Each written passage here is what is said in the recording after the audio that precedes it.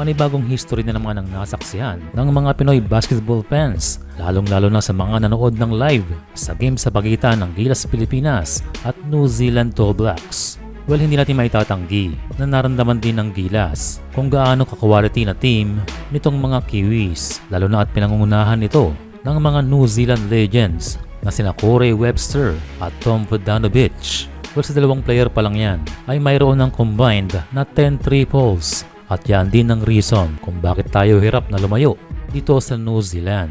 At ang isa pang special mention ay ang husay ng kanilang bata-batang player na si Samo Ardenberg na mga big shots ang binitawan. And para sa ating Gilas Pilipinas ay marami nag-stand out. Unang-una dito ay si Kai Soto na nakagain ng maraming mismatch pagdating sa ilalim. Siya ay may total na 10 rebounds at nagbigay din ng 2 blocks. At ang isa sa kapansin-pansin para dito sa laro ni Kai ngayon ay ang kanyang basketball IQ. Grabe, parang point guard na mayroong 7 assists for this game. And kita rin na nasa kondisyon na lumaro ng halos 33 minutes. Nakapagtala rin siya ng 19 points bilang second high scorer ng ating team. Kaya good job Kaiju. Another key player is Scottie Thompson.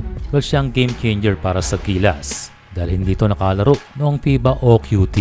Malaking tulong ang hustle ni Scottie at sa kanyang 6 na assist. Karamihan dito ay mga big shots. Kaya it's nice to have Scottie back. Mayroong 12 points at 4 rebounds. Of course, hindi natin matatawaran kontribusyon ni Justin Brownlee para sa team. JB knows the system, kaya chemistry-wise, siya ay effective sa naturalized position. Brownlee scored 26 points and 11 rebounds. At kung kailangan natin ng production, JB is a go-to guy.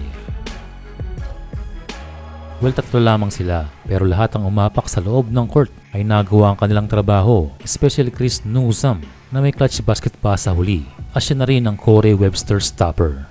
Well, balita ngayon na naputol na ang sumpa ng New Zealand, kaya iisipin ng New Zealand ay ibang team na ito. Hindi na yung Philippine team na tinatambakan nila noon.